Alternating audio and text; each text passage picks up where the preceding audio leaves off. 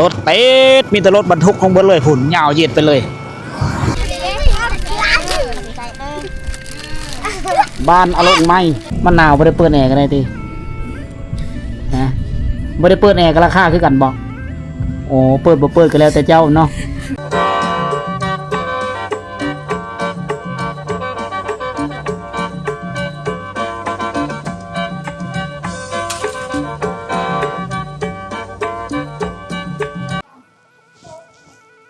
สบายดีทุกคนสบายดี FC ทุกท่านที่กำลังติดตามนะครับส้มนะการยินดีต้อนรับสู่2 YouTube พอสีหอมคือเก่าคือเดิมวันนี้บอสีหอมมีภารกิจหนึ่งที่จะเดินทางไปบ้านพินเซ่เมืองสะโมยแขวงสารวันเดินทางไปกับสาวโสภาแดมวันนี้โดยมาเขียวคันนี้แหละทุกคนเลยอยู่ในระยะทาง200 ป่ายกิโลประมาณนี้คันเข้าไปฮอดบ้านนาต่างกวนนี่ก็ประมาณ212 หลักประมาณนี้แต่ว่าอยู่ในบ้านพินเซ่กันยับไม่เฮาสิเอาเงินไปมอบเธอแม่เฒ่าผู้ที่ตาบอดแล้วก็ต่ำเข่าในมือก่อนที่เฮาไปกลับมาแต่บ้านต่างกวนเฮาเจอเพิ่นอยู่ในทางนะเขาก็ได้โพสต์ลงทาง Facebook แฟนเพจได้ทุกคนเลยก็ได้รับเงินจากพี่น้องหลายๆคนหลายๆภาคส่วนนับแต่แม่ค้าสาวขายแม่ค้าออนไลน์ผู้จบผู้งามก็โอนมาเฮอนะพวกเฮาก็สิได้เดินทางไปพุ่นแหละเอาเงินทุกกีบทุกบาทที่พ่อแม่พี่น้องเฮาได้โอนมาเฮอผ่านบ่าวสิหอมนะบ่าวสิหอมก็สินำเอาทุกกีบไปเฮอเพิ่นพุ่นแหละนะและพี่น้องชาวไทยพี่น้องต่างประเทศที่โอนมาผ่านบัญชีเงินบาทก็เฮาได้เอาบัญชีหารโอนเงินให้เขาเจ้านะและหารเพิ่นก็สิได้หักค่าโอนเด้อทุกคนเด้อและเฮาก็สิได้เหลือเงินสดเท่าเลยเฮาไปเบิ่งนำกันอยู่พุ่นแหละก็ได้ตกอยู่ทางเงินบาทเงินกีบก็เฮาเป็นมันก็ได้อยู่ประมาณ3 ล้านปลายเส้นทางยาวไกลปะลุยนำกันเลยทุกคน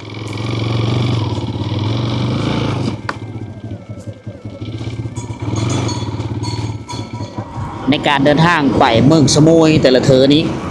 ซุมเฮาจะใช้เส้นทางเล็กเก่าไว้แหละทุกคนเนี่ยเส้นทางสายนี้จะเริ่มออกมาแต่คุณนะสวรรค์เขตทุกคนเดินไปแต่วงเวียนไดโนเสาร์ไปแหละนะกาผ่านหลายเมืองเส้นทางสายนี้ผ่านเมืองอุทุมพรหรือโอเซโนอุทุมพรสะพังทองพระรามไส้เมืองพีนแล้วก็เซโปดนะในการเดินทางมนุษย์เริ่มต้นแต่บ้านอนุสัญญาเมืองพีนแขวงสวรรณเขตโดยผ่านเส้นทางเมืองพีนตอนนี้เฮาฮอดเทศบาลเมืองพีนนะตอนนี้เนี่ยผ่านเมืองพีนไปแล้วก็จะน้อยนี่ก็จะฮอดเซโปดวันนี้ท้องฟ้ากาแดดทุกคนก็เหมาะสำหรับการเดินทางแต่ก็ล่มแห้งได้จักน้อยถ้าว่าเฮาไปฮอดเมืองนอกบรรยากาศก็น่าจะเปลี่ยนแปลงได้เพราะว่าไปแต่ละเธอนี่ฮอดเขตเมืองนอกนี่โอ้โหบรรยากาศมันจะครึ้มฟ้าครึ้มฝนบางเธอก็มีฝนปุ๋ยมานำนะเริ่มไปแต่เซโปนนี่ก็เริ่มหนาวแล้วเส้นทางตอนนี้ไปหาเมืองเทศบาลเมืองสมุยนี่ก็ระยะทางก็100 ป่าย200 กิโลนี่ก็เป็นเส้นทางที่ค่อนข้างสะดวกสบายติดตามการเดินทางทุกคนกินลมชมวิวชมภาพบรรยากาศสอบข้างทางไปพร้อมกันกับการเดินทางในมื้อนี้ทุกคน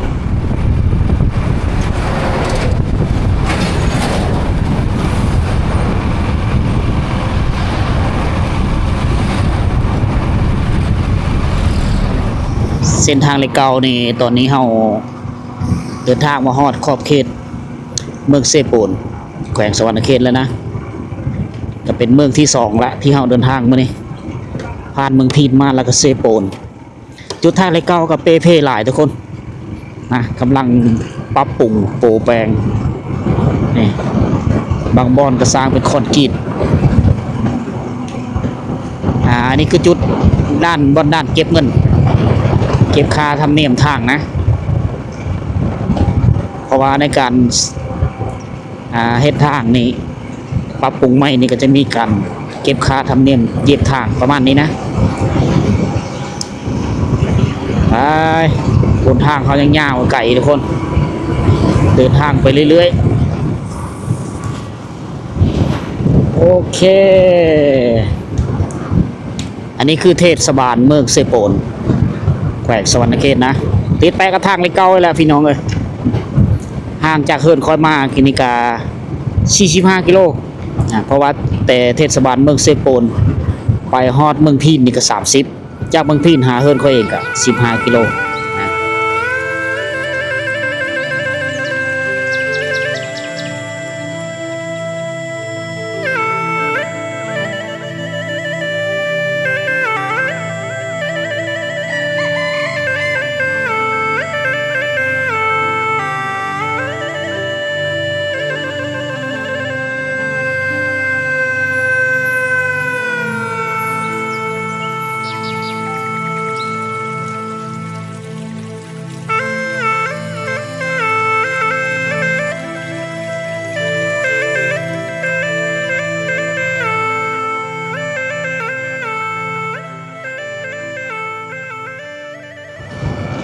จังซี่ได้การเดินทางสายไต่ทุกคนนี่รถติดมีแต่รถบรรทุกของเบิดเลยฝุ่นยาวเหยียดไปเลยเพื่อเขาสิแทรกได้บ่ง่ายรถอันนี้นี่เขาเจ้าจะเดินทางสายเมืองสมุยแขวงสารวัตรบ่ได้นี่เขาเจ้าจะไม่ได้ห้ามตามมาด้านละบ่าวเด้เขาไปห้ามยุ่นด้านละไล่เมืองสมุยฉะนั้นรถบรรทุกอยู่เมืองสมุยนี่ค่อนข้างหลายอ้าวตอนนี้ซุ่มเฮาเดินทางมาฮอดขอบเขตดินแดนแห้งเมืองน้องแล้วเด้อพ่อแม่พี่น้องเลยยังอีเหย้าไก่นะนี่เบิ่งว่ารถบรรทุกนี่โหฮอแก่ไปเลย รู้สิเป็นดอกแคบบ่เนาะเบิ่งว่ารถจนเงงโอ้เป็นตะย่านนี่เวลาเฮาโค้งนี่โอ้โหเฉียวขนาดเลยนี่นะเส้นทางนี้เขาสิไปผ่านผู้ตะยงเพื่อนนี่แก่เฮาเวียดนามนั่นนี่โดยผ่านด้านละไลเมืองสมุยพุ่นแหละตลาดเสือเมืองเฮืองหัวหรือเขาเอิ้นว่าเคชันเบิ่งว่าเขาลากแกรถบรรทุกสุรายไปทางนี้ทุกคนฉะนั้นในการไปการมานี่โอ้โหลำบากเอามาเห็นตอนนี้เขาเดินทางมาฮอดเมืองนอกนะบ้านเพื่อนเลยว่านี่พอบ้านอลงไม้บ้านอลงไม้บ้านอลงไม้เข้ามาเห็นน้องๆเพื่อนลูกๆหลานๆนี่พากันลิ้นรถสุกล้ออยู่ได้ออกกำลังกายคือการเห็นหูกันโลกชีวิตนะเห็นเล็กน้อยหลายก็เลยซื้อขนมแจกเล็กน้อยก่อนทุกคนเด็กน้อยหลายเนาะ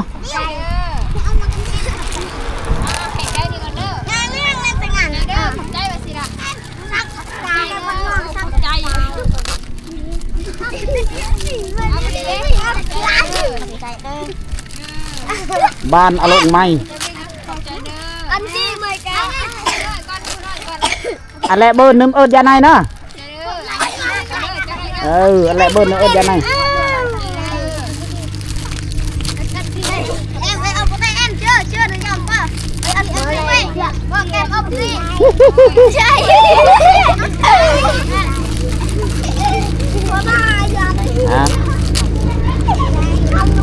โดนโพชิมีผู้เยอะที่มันแย่งขนมเมื่อเขากินนะ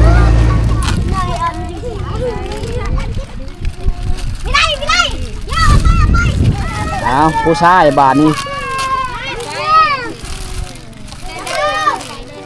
โอ้มีแต่ผู้รอๆเนาะ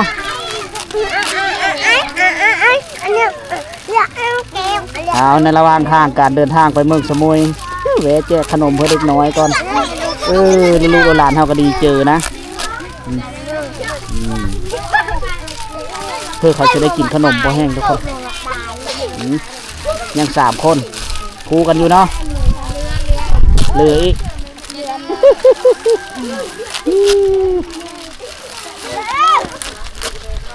เมื่อหนามากินใหม่เนอะนี่ผู้ชายผู้นี้เช็ดพี่ดอกรอดๆอยู่นี่ พอดีเลยบ่พอดีเลยมีผู้นี้ยังไม่ได้พอดีเลยเฮ็ดบายบายลูกบายบายหลังจากเขาแจกขนมเฮอลุกๆลานๆอยู่บ้านนาลงใหม่ทุกคนตอนนี้เขาเดินทางมาฮอดเทศบาลเมืองน้องแขวงสวรรณเขต ถือว่าหลายชั่วโมงก็ได้เดินทางยังมีทันฮอดจุดหมายปลายทาง เดินทางมาหากะเคิงพ่อแม่พี่น้องเลยเมืองน้องเป็นเมืองที่น้อยๆนะตั้งอยู่เขตภูดอยแต่มามื้อนี้ก็โชคดีมีแสงแดดยังได้ครับอายอุ่นอยู่นี่ได้เฮาสิเลี้ยวซ้ายทุกคนนี่อันนี้คือเส้นทางที่จะมุ่งหน้าเข้าสู่เขตแดนเมืองตะโอยแขวงสารวัตรได้ถือว่าเฮาเดินทางมานี่ผ่านเมืองที่3พระของเมืองนี้แหละนี่วิทย์จากเมืองนอกนี่ไปก็จะฮอดขอบเขตของเมืองตะโอยนี่โอ้และเมืองที่3และที่4เป็นเมืองตะโอยเฮาจะก้าวเข้าสู่เมืองที่5ของเมืองสมุยแขวงสารวัตรได้เอานับเอาทุกคนเลยผ่านจากตัวเมือง เมืองพีนเซโปนเมืองนองเมืองตะโอยแล้วก็เมืองสมุยสุดท้ายจะเป็นเมืองสมุยแขวงสารวัตรเป็นเมืองที่5มันคือเป้าหมายปลายทางที่ชุมเฮาจะไปนั่นคือเมืองสมุยไปละแต่เฮาก็ไปฮอดเทศบาลเมืองก่อนแล้วจะมุ่งหน้าเข้าสู่หมู่บ้านปันไตหรือบ้านพินเซนะมีสุดก็เป็นตกอยู่ในเขตเนาะเขตห่างไกลโซลิเขตผู้ดอยของเมืองสมุยน่าจะค่ำนะประมาณ5 โมงหรือ6 โมงแรกเฮาเบิ่งตัวจริงบางเทื่อเฮาก็สิได้นอนเทศบาลเมืองก่อนสิเดินทางไปบ้านสมุยนะบางเทื่อเฮาก็เดินทางไปก่อนอีกตามวันเวลาเฮาไปเบิ่งตัวจริงทุกคนเลยอีกตามเวลาเฮาเดินทางช้าหรือไวนะตอนนี้ก็เป็นเวลาตอนเที่ยงแล้วล่ะเฮาอาจจะได้กินข้าวในระหว่างทางนะเขตแดนเมืองนอกนี่ยอมรับเลยว่าโซลายนี่มีแต่บอนธรรมศาสตร์งามๆเลยอันนี้มีหูว่าบ้านเป็นหรือบุกน่าจะเป็นบ้านระแบกโคก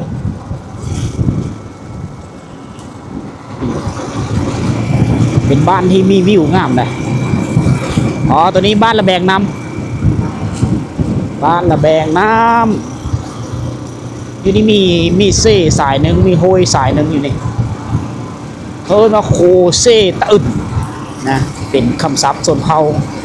ตะโอยบุลือเผ่ามังกรบ้านระแวงน้ำคนเป็นบ้านที่ตั้งติดแปะกับสายทางน่าจะเป็นชุดบ้านของชนเผ่าตะโอย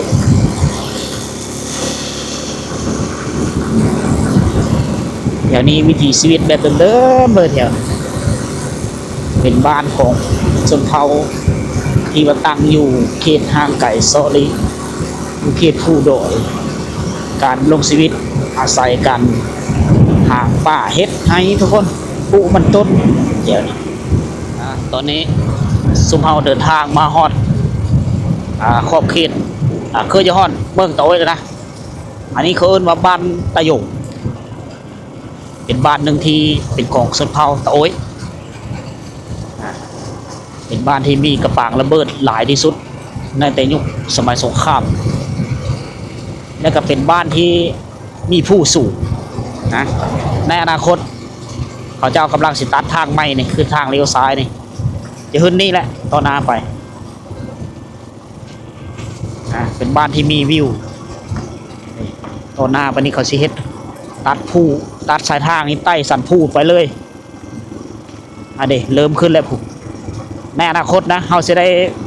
เบิ่งวิวสูงๆแหละมันจะไปตามจอมผู้เลยโอ้โหเขาว่าสิกินข้าวอยู่นี่ฮะ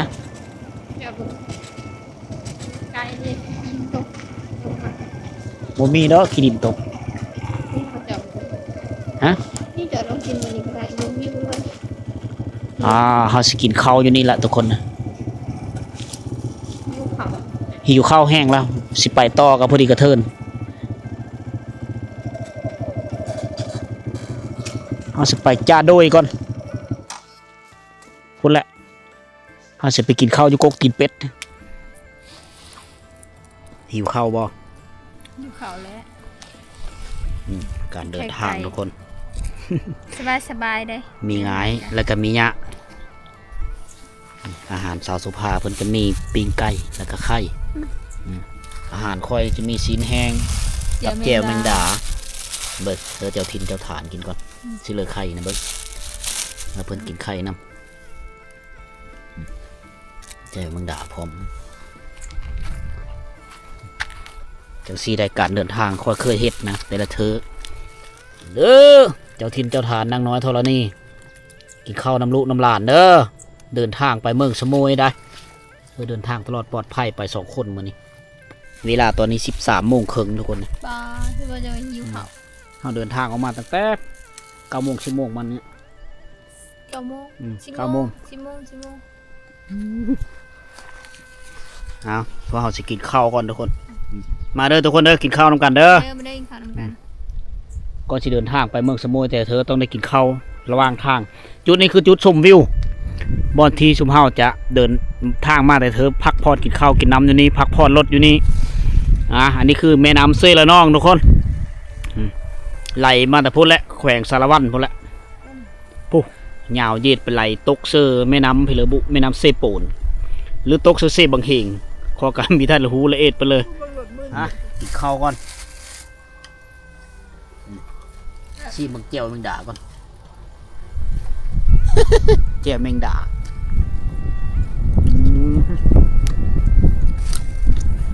ครับกับ1,000 กีบคนน่ะเจียวมึงด่าที่แซ่บๆ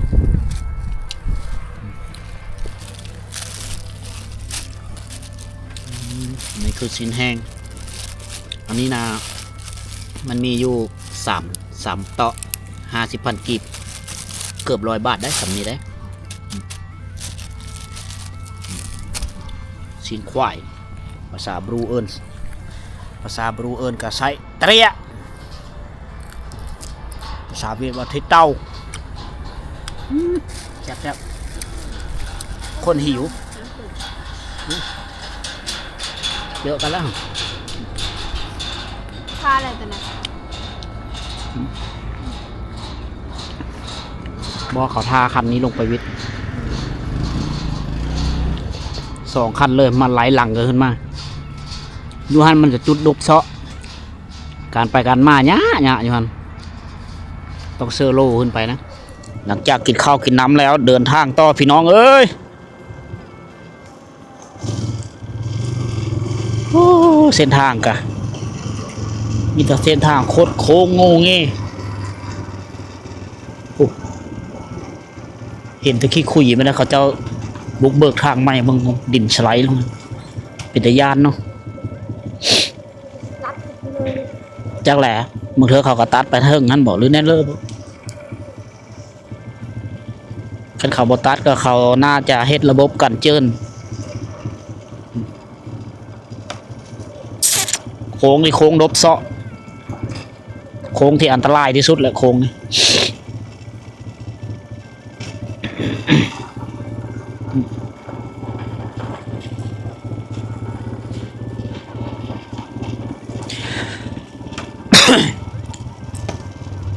เส้นทางที่โหด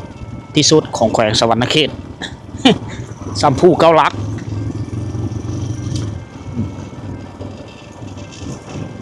นี่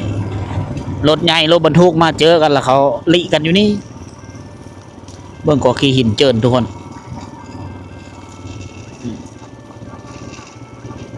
ฮะแต่ยอมครับทางเนี้ยแต่วิวงามนี่สูงหน้าฝนมันยุบลง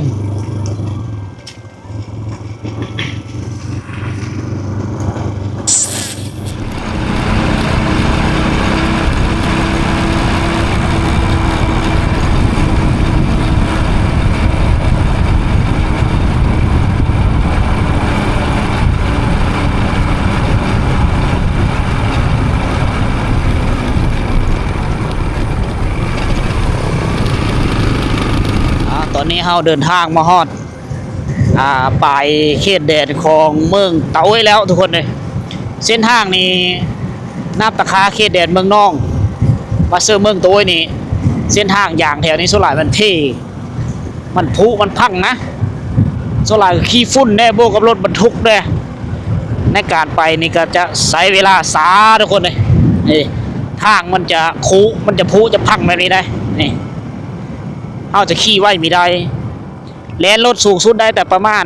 40-50 เห็นบ่นี่ข้างนี่โอ้โหนี่ลูกคุกคัก เดี๋ยวว่าโอ้ละหดย่านฮอดเทศบาลเมืองสมุยนี่ย่านจะขำก่อนนะหรือว่าการเดินทางแต่ละเธอนี่เมื่อยน้ำคานนี่แหละทุกคนเลย ขาเขตเมืองโต้ยกับเมืองสมุยแหละนะเพราะว่าเส้นทางมันยุ่งมันยากมันเท่หลายจุดหลายบ่อน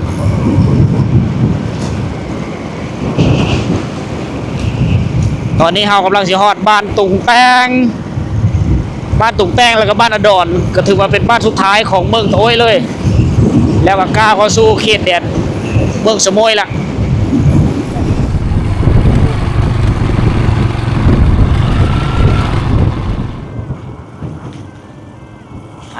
มื้อนี้เป็นมื้อที่โชคดีอีกมื้อหนึงทุกคนเลยเนื่องจากว่ามาฮอดเทศบาลเมืองสมุยในมื้อนี้ครับมีท้องฟ้ายังแดดท้องฟ้ายังแจ่มใสอยู่นะปกติแล้วเมืองสมุยจะเป็นเมืองที่หนาวอากาศจะเย็นอุณหภูมิจะต่ำนะมีฝุ่นฟอยอุยมาจากเวียดนามตลอดเลยมื้อนี้เป็นช่วงเวลาที่แดดมื้อนี้นะจังซี่ได้เทศบาลเมืองสมุยแขวงสารวัตรเฮาแบบนี้ได้มีตู้ ATM อยู่ป้อนเดียวอยู่นี่คือธนาคารส่งเสริมกสิกรรม แล้วก็มีหารโอนเงินอยู่เฮือนพักดาวเพชรนี่มีหลายเฮือนพักได้แถวนี้มื้อนี้เฮาคือสีไม่ได้ไปต่อฮอดบ้านปั่นไตเด้อทุกคนเด้ค่ำแล้วถ้าเฮาเดินทางไปก็ประมาณ10ปลายกิโลจะเป็นเส้นทางที่เปรี้ยวขึ้นผู้เลยเส้นทางมันก็เปรี้ยวๆเลยเฮาสิได้หาบ่อนพักผ่อนเฮาจะหาบ่อนนอนก่อนแล้วมื้อเช้าเฮาตื่นแต่เช้าแล้วเฮาจะค่อยเดินทางขึ้นไปไปหาบ้านในตู้เพิ่นนะเราหาบ่อนพักก่อนเพราะว่าเฮาเดินทางกับเส้นทางเมื่อยๆแล้วทุกคนเส้นทางก็ยุ่งยากได้ช่วงนี้มีแต่ขมนะใครแต่เอารถเอนดูโรมาแกแม่นรถเวฟนี่โอ้โหเจ็บเบิดกระตนกระโตฮะเราไปรีบเอาหาบ้านพักเราไปทำกันเลย บ้านพักจะมีอยู่2-3บ้านพักจะมีอยู่สายเส้นนี้แล้วกับเส้นทางออกไปเวทพุทธจังหวะตัวนี้จะเป็นธาตุพิเรบุธาตุเมืองเก่าธาตุพิเรบุ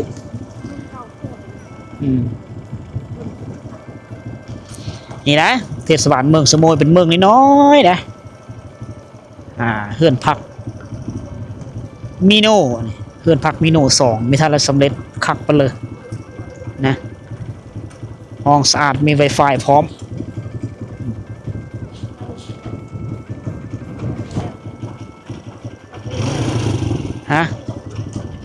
อันนี้แก้วตะวันเราเคยพักตลอดอยู่นี่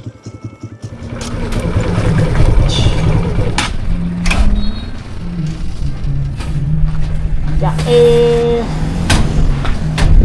เอาถามดูคอเตอร์มันหนาวไม่ได้เปิดแอร์กันได้ทีไม่ได้เปิดแอร์ก็ราคาคือกันบอกโอ้เปิดบ่เปิดก็แล้วแต่เจ้าเนาะราคา250,000 กีบคอเตอร์ก็อ๋อเนาะซับเนาะ มาอยู่นี่โดนแล้วบอกเจ้าของบ้านพักวะนี่โมเมนอ๋อจะมาอยู่มาซอยเวกอยู่นี่มาเฮ็ดเวกอยู่นี่บ้านอยู่สิเหรอขออนุญาตถามหน่อยบ้านอยู่ไสลักอายบ้านย่าพ่อว่าตามไปหาบ่ ซื้อได้สาวเคาน์เตอร์นี่อ๋อโอเคบ่รบกวนเพิ่นหลายป่ะเฮาไปหาห้องกันห้องเบอร์เลยเบอร์7โอนใจเบอร์7เนาะตอนนี้เฮามาฮอดบ้านพักเรียบร้อยหรือเฮาเอิ้นว่าโฮงแฮมแต่บ้านเฮาเอิ้นว่าเฮือนพักนะเฮือนพักนี่เปิดมาไม่ทันฮอดเดินได้ก็สะอาดมีบ่อนจอดรถเยอะจอดรถจักรสบายเลยประมาณ10 ปลายก็ห้องนะนี่8 9 10ห้องพอดีเป็นแบบลักษณะห้องแถวทุกคนเลยมีบ่อนจอดรถมีบ่อนนั่งดื่มกินกาแฟอยู่นอกนะอยู่พวกคือบ่อนจอดรถจักรนะรถจักรนี่สิได้เอาไปไว้อยู่ข้างพี่ไม่ได้เอาห้องนอนคือบ้านพัก พิเลบุกอยู่สายบอนนั้นห้องแถวเฮาไปนอนส่วนหลายน่ะจะได้เอาเฮาห้องนอน อันนี้เพิ่นมีบอนสถานที่จอดรถเถิกอย่างกว้างขวางเลยทุกคนก็สะดวกสบายทุกคนผู้เริ่มมักนอนแบบฟิลมักเป็นบรรยากาศก็มาเลยบ้านพักวินาทุกคนเปิดใหม่ติดกับสายทางเลขก็สายทางเลขที่ทุเรบุกมุ่งหน้าไปสู่เมืองสมุย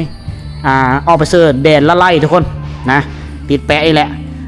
มีอาหารไปเลยเคอกันสนุกสบายสะดวกสบายในการไปหาอยู่หากินข้าวกินน้ำทุกคนเลยผู้เริ่มมักแบบฟิลก็ต่อหน้าไปนี้นะเลี้ยวขวาไปนี่ก็จะฮอดอาหารกินดื่มเอามาเบิ่งทางในว่าเป็นเรื่องเนี่ยทางเลยนี่วันนี้เฮานอนห้องเบอร์7พี่น้องเพื่อสิฮอดจุดหมายปลายทางบ้านเมตูมีธรรมดานอนค้างคืนอยู่นี่ก่อนนี่อันนี้คือด้านในราคา 250,000 กีบทุกคนไหน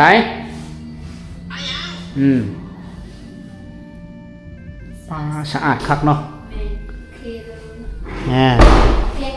บ่อนั่นห้อยเคืองไว้นี่ขาก็เฮ็ดแล้วไม่ไหมยังมีห้อยเปิดเลยเด้เพิ่นก็ติดตั้งระบบไฟไว้สำหรับมันต่อทีวีแต่ตอนนี้ยังไม่ทันสำเร็จเปิดไปก่อนมี Wi-Fi เฮลินทุกคนเลยนี่อันนี้คือรหัส Wi-Fi เป็นติดไว้เฮเลย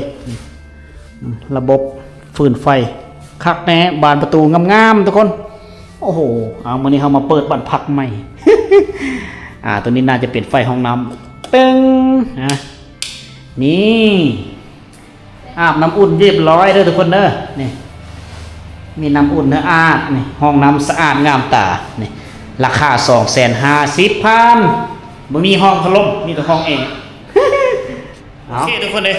สำหรับวิดีโอการเดินทางวันนี้สุมเฮาไปมีฮอดบ้านเมตูเนื่องจากว่ามันขำก่อนเส้นทางมันยะเด้ตะขาทางแวะไปเมืองนองทางแวะไปเมืองตะโอ้ยเฮามาหาเมืองพี่และขอบเขตเมืองสมุยนี่เส้นทางมีแต่ขุมกับขุมเฮาก็เลยขับรถสาๆนะแวะหันแวะนี่เด้แวะกินข้าวเด้เอาไว้มื้อเช้าเฮาจะเดินทางไปแต่เช้านะ